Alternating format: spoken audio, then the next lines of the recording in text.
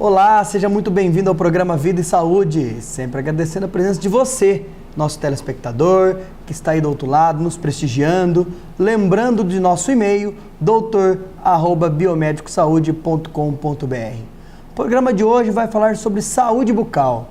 E você, de que maneira cuida da sua saúde bucal? Você sabe que a saúde começa pela boca? Tema de hoje, como citado, saúde para toda a vida, saúde bucal. Para isso estamos aqui com a nossa amiga, parceira, doutora Luciana da Vinagem. Doutora, muito obrigado pela presença, pela participação. Obrigada a você. A doutora Luciana da Vinagem, é cirurgiã dentista pela USC, especialista em dentística, também tem a formação complementar em Master Trainer em PNL, ajuda, facilita nos seus atendimentos e com mais de 10 anos de experiência. Doutora, mais uma vez agradecendo a presença, a participação e dizendo que realmente é uma satisfação muito grande estar aqui com você, tendo essas informações para os nossos telespectadores.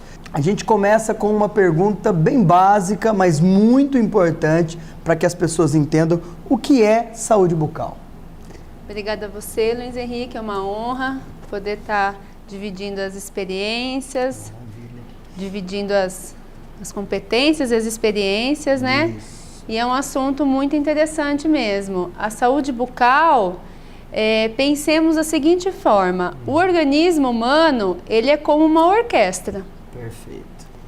E cada órgão é o papel de um instrumento dessa orquestra. Importante. Então, a saúde bucal, a saúde, de uma forma em geral, se algum órgão ou algo não está desenvolvendo aquele instrumento corretamente, automaticamente a gente vai ter uma saúde debilitada. Perfeito. Né? Então, esse paciente que, por exemplo, ele não se preocupa, porque as pessoas acabam canalizando bastante na saúde cardiológica, né? Vai num cardiologista, num reumato, enfim, porque é o que apresenta a dor. Mas a saúde começa pela boca, não é? Começa pela boca, com certeza. Quando essa saúde bucal não está em harmonia, as bactérias, os fungos, eles se proliferam de uma forma diferente. Perfeito. Então, se eles se proliferam de uma forma diferente, automaticamente vai ocorrer com a corrente sanguínea esse encontro dessas bactérias, desses fungos em outros órgãos, e aonde vai debilitar a pessoa. Doutora, você pode dizer então, ou eu posso fazer a seguinte pergunta, a saúde então começa pela boca, e como esse dentista vai atuar na saúde em geral desse paciente? No caso, o dentista, o profissional dentista, como que ele atua na saúde do paciente? Com essa preocupação então, no geral? No geral, com certeza. O paciente, quando nos procura na clínica, muitos vão com um foco, a obturação caiu. Estou com uma dor de dente. Quando você se encontra com um profissional gabaritado, responsável, nós não enxergamos o paciente apenas como uma boca e vamos resolver essa obturação ou essa dor do dente.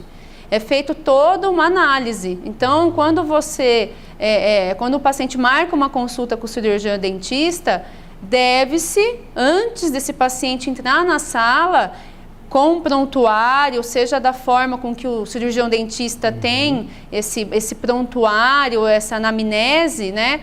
Nós fazemos o quê? Nós pedimos para esse paciente responder umas perguntas de saúde, que tem o nome de anamnese. Isso. Porque aí você sabe, ou você faz várias perguntas de uma ordem geral, sistêmica do paciente.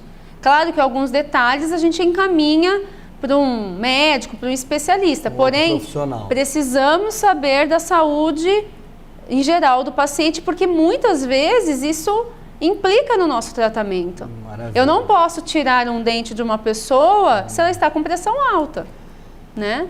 Luciana, conforme já dizemos, a saúde começa pela boca, e você na boca já encontra uma obturação mal feita ou quebrada, ou uma cárie, um mau hálito, a gente vai falar sobre tudo isso, é claro, mas isso já indica para você que algo vai mal.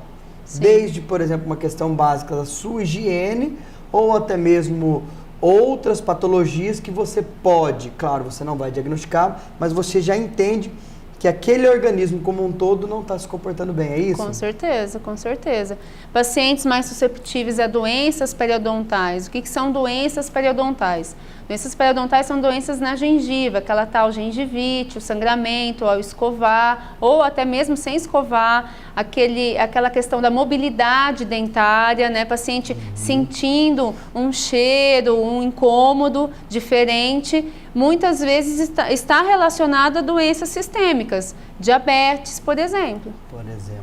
O paciente diabético é muito mais suscetível a uma doença periodontal do que um paciente que não é. Ou seja, um paciente que tem algum problema circulatório, diabético, ele tem que ter uma atenção muito maior. Tem que dar e uma o dentista atenção ajuda maior nesse diagnóstico, né? Sim, porque o nível de glicose tem que estar controlado. Porque o diabético ele é muito mais susceptível a infecções bacterianas. Certo. E a bactéria que está na boca, né, está na corrente sanguínea e corre pelo corpo. Então, automaticamente, influi em outras doenças, né? Luciana, então, você falando sobre isso, a gente já entrando aqui na próxima pergunta, quais as principais prevenções o dentista, o profissional, ele vai trabalhar? Então, por exemplo, se eu falo de um diabético, o profissional dentista pode ajudar. Então, as principais prevenções realizadas por o profissional da odontologia, eu quero que você cite, por favor. Bom, na anamnese, se há algum diagnóstico de alguma possível ou detectado mesmo uma doença sistêmica, muitas vezes nós precisamos fazer ou um encaminhamento por carta, entrar em contato com esse profissional médico que esteja cuidando do paciente para até saber se esse paciente está apto ao tratamento dentário. Certo. Muitas vezes precisa fazer um controle de pressão, precisa também fazer o controle dessa glicose, né, quem é diabético. Se não tiver nada de ordem sistêmica, nós vamos para a prevenção realmente da saúde bucal, né? Então, muitas pessoas vão ao dentista apenas quando acontece alguma coisa. O ideal, e assim, isso é fato, nesses 10 anos que eu atuo em consultório, a grande maioria vem quando realmente acontece alguma coisa. Mas o ideal é ele antes. O que eu, doutora Luciana da Vinagem, faz, eu gosto muito de enfatizar a prevenção. Primeiro que a prevenção ele é muito mais simples e acessível. Segundo, você pode fazer a prevenção, que seria a prevenção? Vamos entender o que é prevenção. Você fazer as suas profilaxias, que é limpeza, são sinônimos, profilaxia, limpeza, uma raspagem, são sinônimos para você estar fazendo de 6 em 6 meses. Então, a Organização Mundial da Saúde Bucal pede para o paciente ir pelo menos 6 em 6 meses no dentista. Pode ser aquela visita só assim, está tudo bem. Se a pessoa fica 2, 3, 4 anos sem ir, vai ter outras coisas. E aí, com certeza, o tratamento vai ficar mais caro. Vai atingir outros tecidos dentários e acaba ficando mais caro o tratamento. A prevenção, ela atua muito, como o próprio nome diz, de prevenir. Prevenir. Mas, além de tudo isso, você está atuando na saúde, você está praticando saúde, não é isso, doutora? Praticando saúde. O maior índice da população não visita o dentista semestralmente. Ele acha que é só quando está aquela dor, ou ele vai para um próprio direto até no tratamento estético, uma correção. A gente cita bastante aqui, doutora, no nosso programa, que o nosso portal Biomédico Saúde, ele busca qualidade de vida. Sim. Né? Ele quer cada vez mais trazer essa informação para agregar aos nossos telespectadores, a quem acessa o portal, a qualidade de vida. E essa prevenção atua diretamente nisso. Atua, a prevenção é a profilaxia, às vezes até uma conversa com o dentista sobre o uso de uma escova mais adequada. Hoje em dia o mercado odontológico tem muito tipo de escova. Às vezes você está utilizando uma escova que está machucando a sua gengiva. Exato. Pastas, tem para sensibilidade, tem para uma dieta mais cariogênica, que é com consumo de açúcar para essas crianças, adolescentes que gostam de um açúcar. A fio dental, tem gente que usa fio dental e às vezes o caso seria usar a fita dental, né? Então, às vezes, até uma conversa com o dentista para saber qual escova, pasta, fio ou fita dental, às vezes um complemento com o enxaguatório. O enxaguatório por si só não atua na higiene, né? Ele é um complemento, lembrando sempre disso. E às vezes um selante, tem muitos pais que não sabem que os dentes permanentes estão nascendo, que dá pra gente fazer o que a gente chama de selante. Às vezes um polimento numa restauração antiga, para você já falar para o paciente, olha, essa restauração tem há quanto tempo? Se a pessoa foi que fez, tem no prontuário os dados, sabe qual que é o tempo já dessa restauração presente na boca do paciente. Se é um paciente novo, que já veio de um outro profissional, quanto tempo? Você faz uma pergunta, olha, vamos tirar uma radiografia, vamos ver se tem alguma infiltração, se não tiver, vamos dar só um repolimento, um acabamento, né? E às vezes até uma aplicação tópica de flúor.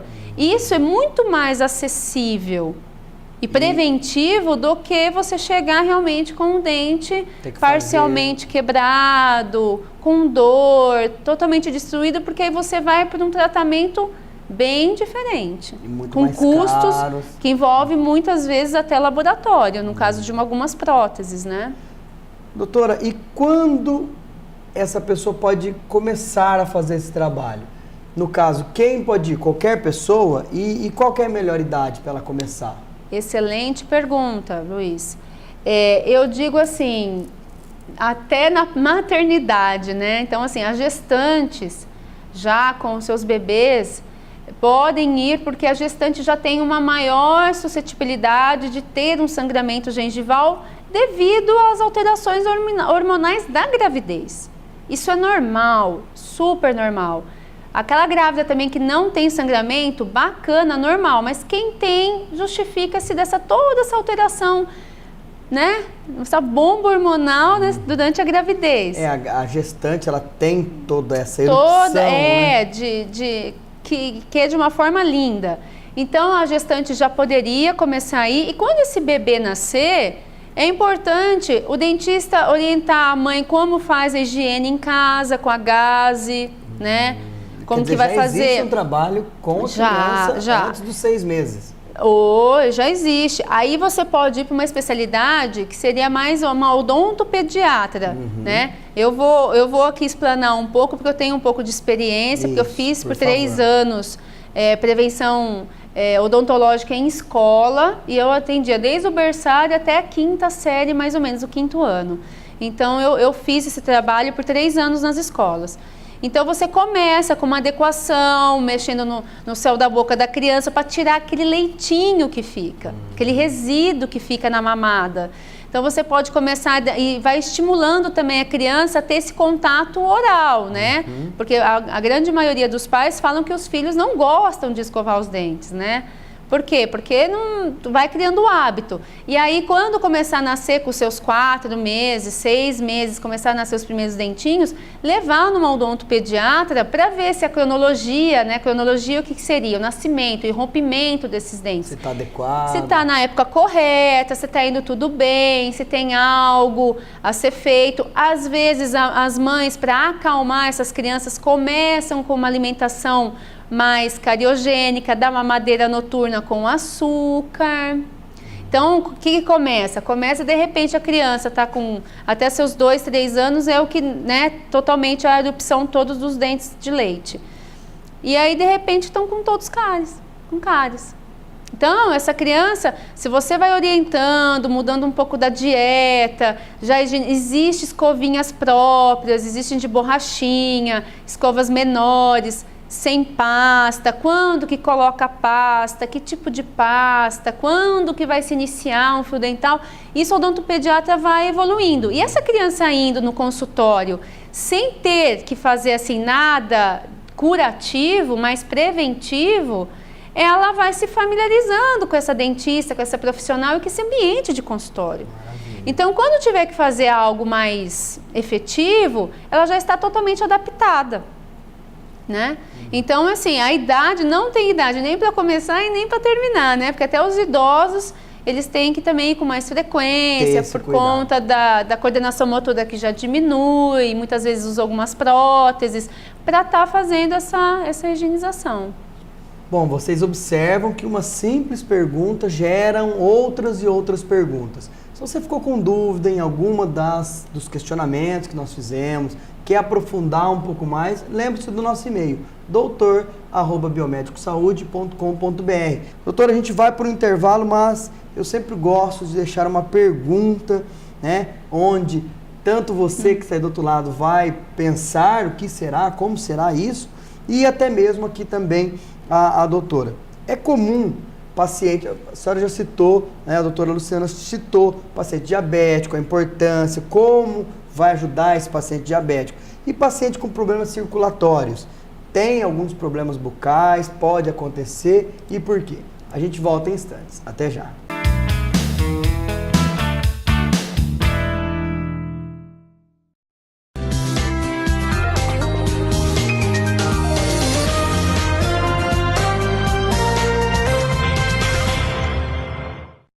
Fala galera, eu sou a Nath Graciano e esse é mais um FIB Dicas. Biologia mais medicina, biomedicina. Não é tão simples quanto parece, tá? Mas é complexa e fascinante. Vamos conhecer?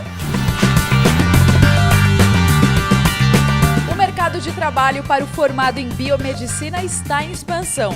Gente, são pelo menos 35 áreas autorizadas pelo Conselho Federal de Biomedicina. E as áreas mais procuradas são pesquisa acadêmica, laboratórios de análises clínicas, imagenologia e estética. Professora, a biomedicina tem muito a ver com exames médicos, né?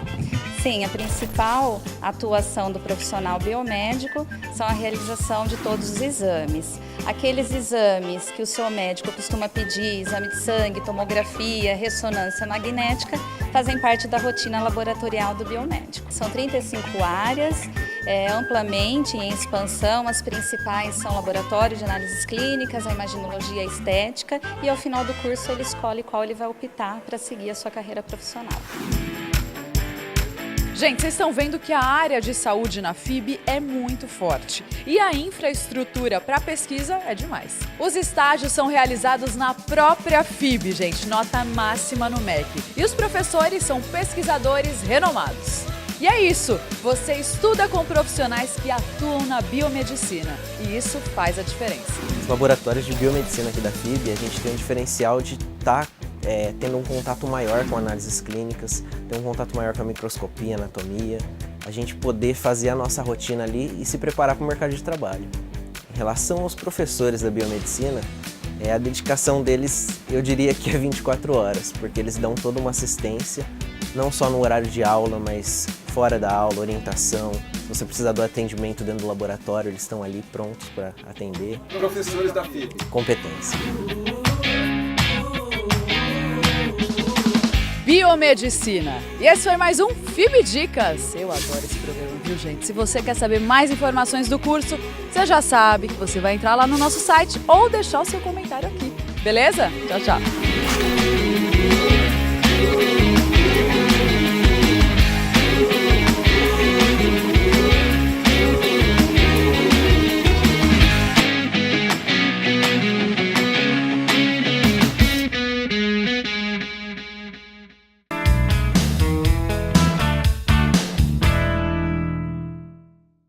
Olá, estamos de volta ao programa Vida e Saúde, hoje falando sobre a saúde bucal, saúde para toda a vida. De que maneira você está cuidando da sua saúde? Esse cuidado passa pela saúde bucal?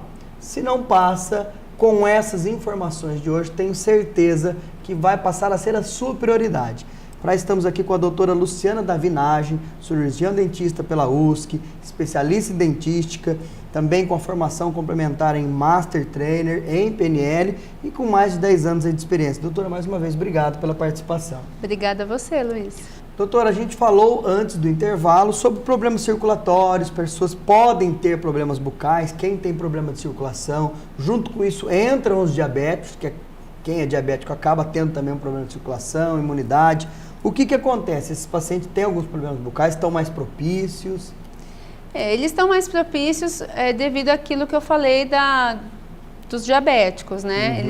O paciente com problema circulatório, ele toma muitos medicamentos para fazer essa melhora, né? Então, eles ficam mais susceptíveis. E estando a saúde bucal em ordem, a saúde física vai estar em ordem. Já é da associação médica, eles já equivalem que a saúde bucal tem que ser acompanhada da saúde física. Maravilha. Né? Então, influencia sim. Cardiopatas, né? É muito importante, doutora, citar isso, porque muitas vezes você tem patologias mais graves, lembrando sempre que a saúde é um complemento da saúde física, emocional, social, mas muitas vezes você está aí preocupado com o seu problema de coração, que é óbvio, tem que se preocupar mesmo. Você está aí cuidando de um paciente diabético, enfim, inúmeras questões patológicas e patogênicas, mas você fala, minha boca é o último lugar que eu vou cuidar. E ao contrário, essa busca na qualidade de vida, por isso estamos aqui com a doutora Luciana, é justamente para que você tenha uma saúde no total e como nós já dissemos, né? Citamos aqui no início do programa, ela começa pela boca e muito bem citado agora esses problemas circulatórios. Eu vou dar até um adendo.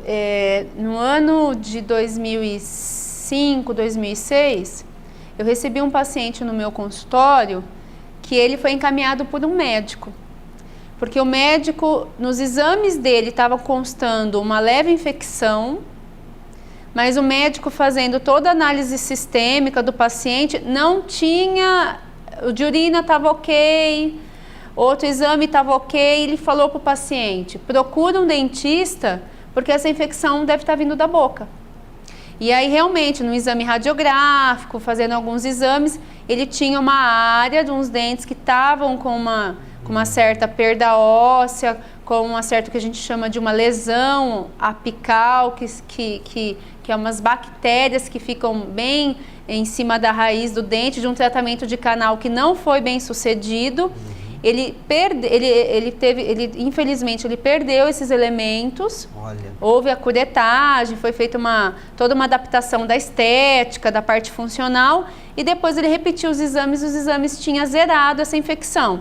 Então, para você ter uma ideia dessa interação. Dessa importância. E como a saúde, ela quase sempre trabalha em conjunto com outra especialidade. Sim. É muito difícil alguém hoje, principalmente com os profissionais multiprofissionais, eles trabalharem de forma isolada, né, doutora? Sim, e muitas vezes também o inverso também acontece. Então, às vezes, teve uma senhora que ela precisava tirar um dente, sempre com a pressão alta. Mas a senhora tem pressão alta? Não tenho. A senhora sempre passa mal? E aí a gente vai investigando e vai conversando. Eu tive que encaminhá-la para um cardiologista, onde ela descobriu que ela estava com alteração de pressão. Então, as principais vantagens de ter uma prevenção e ainda com as principais indicações para se ter dentes saudáveis, consequentemente uma boa saúde. As principais indicações. Uma boa higiene bucal, um bom hábito alimentar, com alimentos saudáveis, uma dieta à base mais de verduras, legumes. Isso facilita a higiene bucal? Isso facilita a higiene bucal e isso facilita também que fique detritos alimentares que não sejam tão cariogênicos, né? Isso faz uma diferença. A dieta do paciente faz muita diferença para a saúde bucal. Maravilha. Consumo de doce faz com que aquele pH da saliva sempre fique ácido. É muito importante. Eu mudo o ambiente da boca. Muda o ambiente bucal, né, das bactérias. Doutora Luciana, a gente está chegando ao final do nosso programa. Já fica aqui o nosso convite para outros programas. Tenho certeza que muitas pessoas já estão com mais dúvidas, já estão nesse momento enviando os seus e-mails, anotando. Mas eu quero fazer aqui algumas perguntas sobre mitos e verdades que causam medo ou incerteza, né? Para aqueles pacientes, eles ficam ali, mas isso e aquilo. Mas enfim, a gente tem aqui pelo menos 2 perguntas para a gente já citar. A pessoa que tem mau hálito, obrigatoriamente tem problema no dente, como a cárie, por exemplo? Não. Não. Muitas vezes o mau hálito é por ordem estomacal também, né?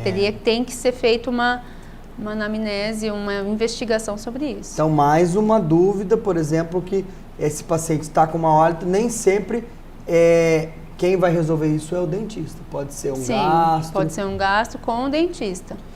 E ainda, por que algumas pessoas têm cáries e outras não, mesmo com hábito de higiene parecido? Questão da dieta alimentar. Com açúcar, com mais açúcar, com exatamente. Menos. E aí não fazendo uso de uma escovação, principalmente a noturna, consequentemente vai ser aquela pessoa que sempre, ou a pessoa que fica o dia inteiro naquela balinha, né? A tarde inteira com aquela bala, com aquele chicletinho. Aquilo ajuda, auxilia ao desenvolvimento da cárie. Exatamente. Às vezes a pessoa da mesma família um é mais susceptível a ter cárie e o parceiro às vezes não. Maravilha. Bom, doutora, mais uma vez, muito obrigado pela participação, pela presença. Fique aqui o nosso espaço, muito obrigada. A nossa parceria, o programa, né, juntamente com o nosso portal Biomédico Saúde, ele busca esse esclarecimento, essa orientação e essa busca da qualidade de vida. Muito obrigado. Obrigada a você. Estou à disposição para qualquer dúvida, qualquer contato. Estou à disposição. Maravilha. E a você também, muito obrigado. Lembrando mais uma vez do nosso e-mail, doutor@biomedicosaude.com.br e, claro, nosso portal www.biomedicosaude.com.br. Veja também aqui os caracteres, os contatos da doutora Luciana Nagy, contato do consultório. Mande também as suas dúvidas, suas perguntas, que a doutora vai ter o maior prazer em responder, em agendar e até mesmo te atender. Muito obrigado e até a próxima. Um grande abraço.